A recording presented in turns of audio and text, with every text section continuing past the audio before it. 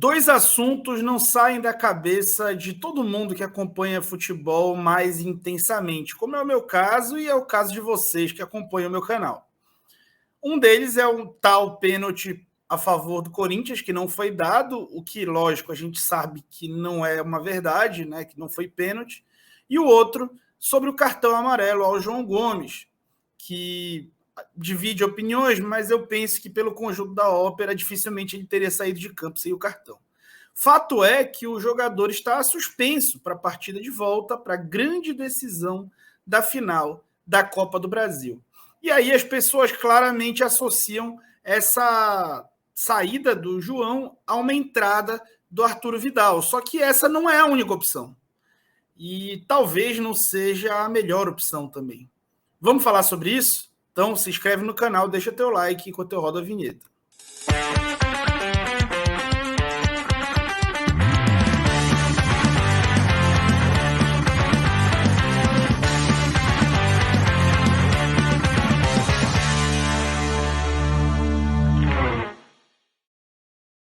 Você vem aqui sempre, curte o canal, então eu queria te pedir um favor. Se você tem interesse que esse canal cresça, que a gente aumente de proporção e que a gente fale mais do futebol dentro de campo, dentro desses espaços, e muito menos de arbitragem, bravatas e jogo de narrativas, então eu te peço que torne-se membro do canal se você puder. Membros do canal pagam uma taxa simbólica de R$ 5 ou podem até ajudar mais, se quiserem, os benefícios são os mesmos, e ter a oportunidade de participar do grupo, né, no Telegram, onde eu faço a transmissão das partidas ao vivo. Então eu faço os comentários ao vivo durante todos os jogos do Flamengo. Além disso, você pode sugerir pautas, pode participar de lives. As lives andam meio raras no canal, mas você vai ser convidado para participar de lives e vai ter oportunidade de interagir, né? E isso é uma das coisas que eu mais valorizo.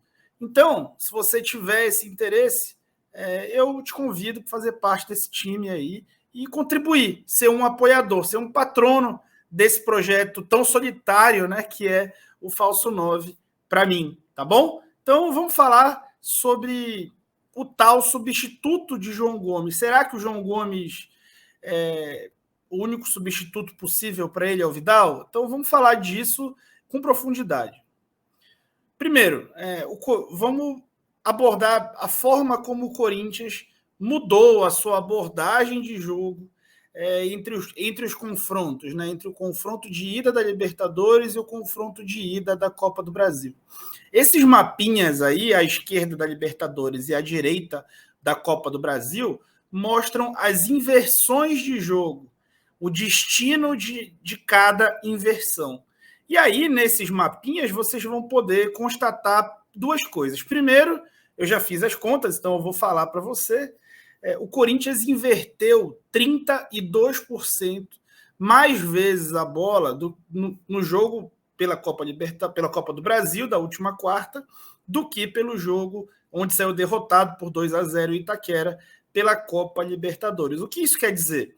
Isso quer dizer que o Corinthians está tentando aproveitar esse local, esse ponto de espaço concedido que o Flamengo tem, que são os seus corredores laterais. Em especial, o lado esquerdo do meio de campo do Flamengo.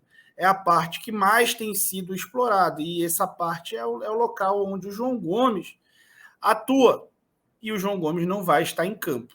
Tá? Então, esse é um contexto que eu dou para vocês. Quais são as funções do João dentro de campo? Bom, com bola, teoricamente, ele faz pouquíssimo isso. Isso é uma grande crítica ao seu jogo e uma grande crítica ao sistema do Flamengo, porque o Felipe Luiz é um lateral que sobe por dentro e quando ele sobe por fora, ele acaba dando dificuldade para as recomposições. Então ele sobe a maioria das vezes por dentro, especialmente no jogo contra o Corinthians, que o Flamengo tem sido um pouco mais conservador.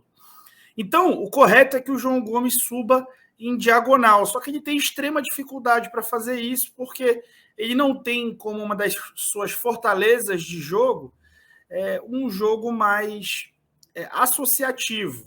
Tá? Então ele acaba sempre tentando conduzir e nem sempre ele consegue ir para esse lado e também nem sempre ele consegue esperar a bola posicionado nesse local, porque ele corre bastante para trás no momento defensivo e tem a obrigação de fazer a cobertura a esse corredor lateral e balançar para o outro lado no momento que a bola estiver na outra zona, né, no lado oposto. Aqui eu estou colocando um exemplo, né? Aqui já era o Matheus Vital, aqui já era o Vidal em campo, e o meio de campo do Flamengo está aqui, né? São os 3 homens. O Corinthians dá amplitude máxima no campo e tem um espaço bem grande para inversão. Aqui um outro exemplo, um outro ponto de espaço concedido, que também exige intensidade por parte desse segundo homem. O Thiago Maia tem sido um cobertor para o time, e sobre isso eu falei no vídeo de ontem. Então eu te convido para clicar no banner aí e assistir o vídeo que eu publiquei ontem sobre isso. É bastante interessante. E o fato dele ser um compensador para a última linha, para que a última linha sempre tenha 4 homens, abre esse clarão no meio de campo. Para cobrir esse clarão, o Vidal, se estiver em campo, ou o João Gomes, precisam ter uma postura de muita entrega física, muita intensidade física para cobrir esses espaços e evitar finalizações da entrada da área, por exemplo, do Renato Augusto, que é o grande finalizador desse setor. E aí, a opção 1, que todo mundo fala, e que eu acho que é a opção mais natural, seria a entrada do Vidal, porque essa é a posição dele. Só que aí eu vou lembrar do último clube do Vidal, onde ele tinha um nível de aproveitamento muito parecido com o nível de aproveitamento que ele tem no Flamengo.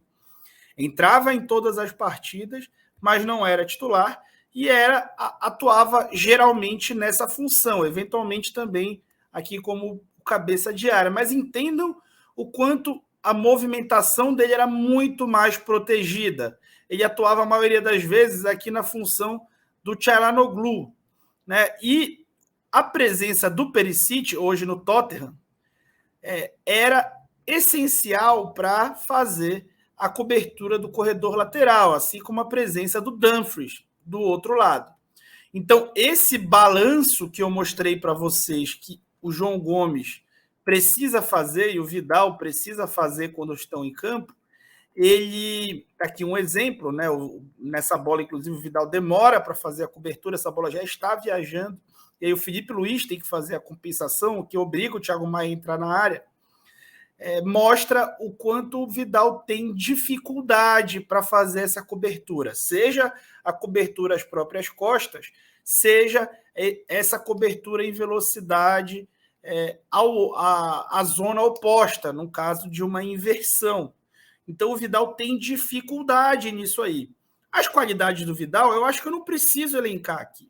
Ele tem uma capacidade muito superior à do João Gomes com bola, tem uma capacidade técnica, uma capacidade de associação, de chute de média distância, de entrada na área, ele é um volante box-to-box, ele protege muito bem a bola, mas estou falando da fase defensiva, que pode ser um problemaço, né? Você ter ele em campo, tendo que cobrir uma área que é a área que o Corinthians, como eu mostrei no início do vídeo, como é a área que o Corinthians mais tem tentado explorar no Flamengo, para atacar o Flamengo. E aí eu trago uma segunda opção, né, que parece meio inusitada. Muita gente que está assistindo deve estar pensando, pô, esse cara é um pardal. Mas vamos lá, eu vou tentar sustentar a minha opinião para vocês.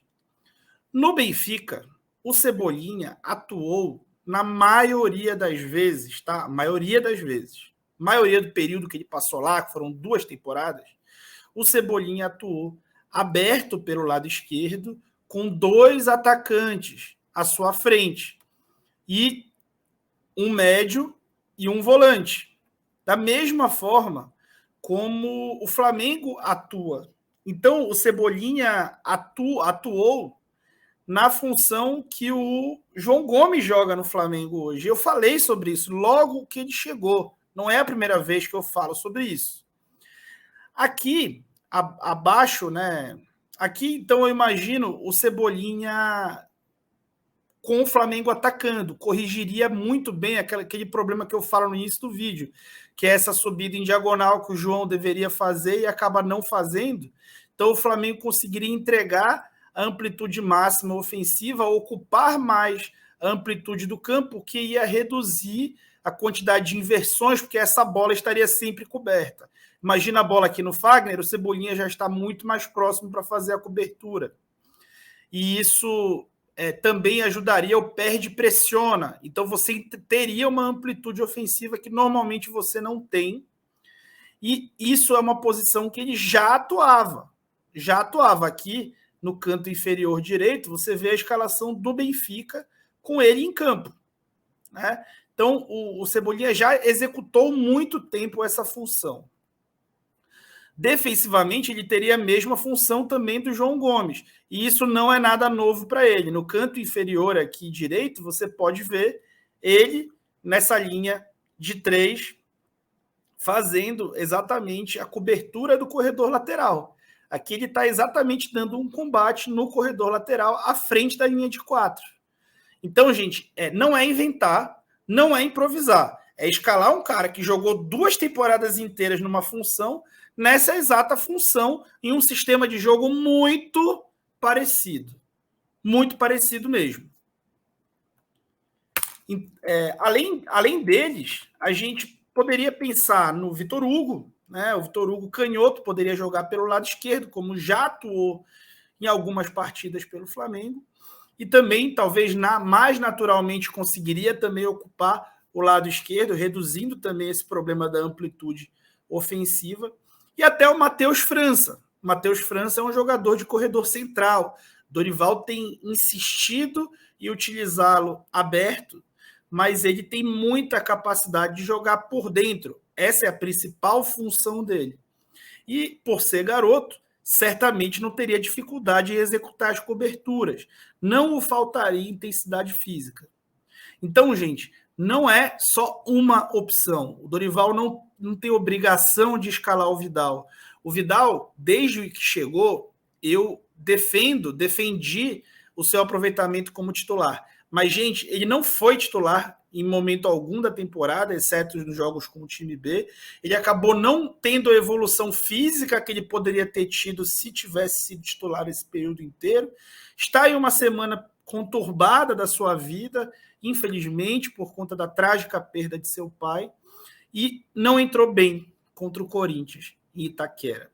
O Corinthians irá explorar isso ainda mais no próximo jogo, porque ele deve, em vários momentos, ser pressionado pelo Flamengo muito mais do que foi na Arena, deve ter que, por isso, baixar seus blocos, e ao baixar seus blocos, ele pode ter muita saída de contra-ataque utilizando os lados do campo.